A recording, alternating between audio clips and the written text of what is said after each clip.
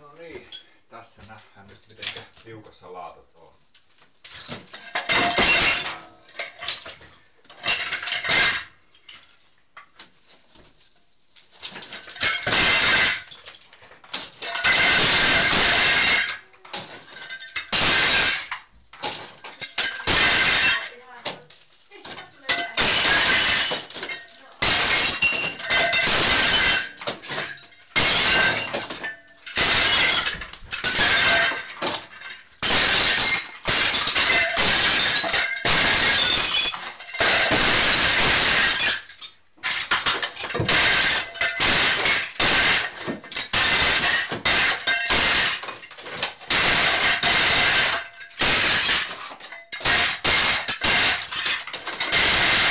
Tämän nopeammin ei seineen enää voi tulla.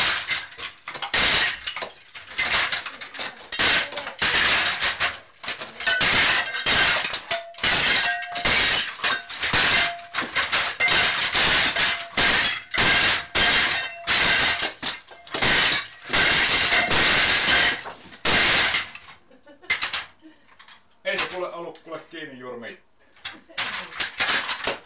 Mikähän ne on tuossa.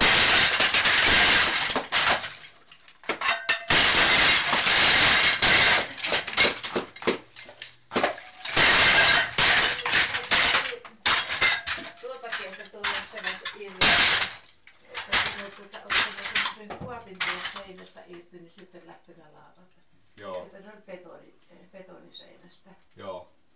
Tää on kuule ollut niin lähellä tämä, että tää ei ole jopa kaatunut tästä nämä laatat. Jaa. Ne olisi voinut ihan hyvin tippua pialle. Niin kuin äsken näet, kun puoliseineen lähti kerralla. Sitä voisi oikeastaan varoittaa toisiakin, vai onko tämä nyt sitten erikoistapaus? En minä tiedä, että tää on samalla lailla tehty. Tää ei ole kiinni ollut tässä laatassa, ja sitten toinen homma, että tää ei ole tää saneerauslaastikaan ei ole kiinni tässä seinässä.